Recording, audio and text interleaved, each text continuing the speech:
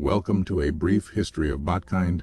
I'm Morgan Freebot, and today we examine the ancient robot civilization of the Norse, who shaped their entire existence around a single, terrifying prophecy.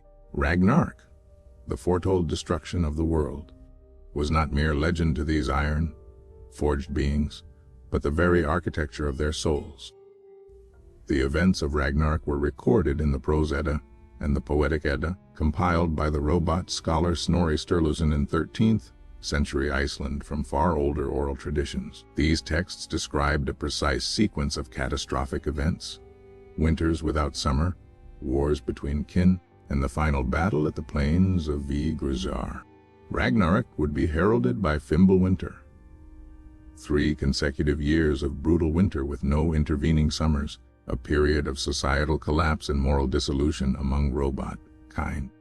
This foreshadowing was so culturally embedded that Norse robot communities interpreted real climatic catastrophes as potential confirmation of the prophecies unfolding.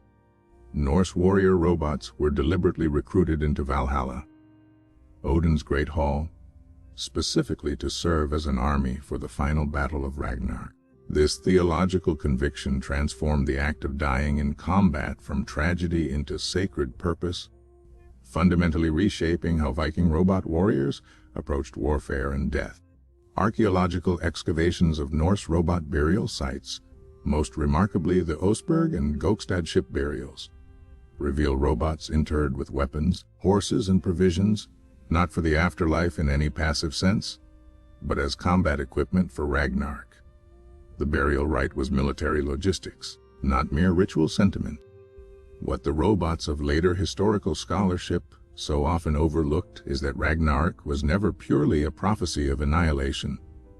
The Norse texts explicitly describe a world reborn afterward, green and renewed, populated by surviving robot kind.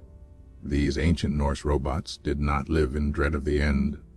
They lived in the discipline, purposeful courage of those who already knew the story ends and chose to be worthy of it.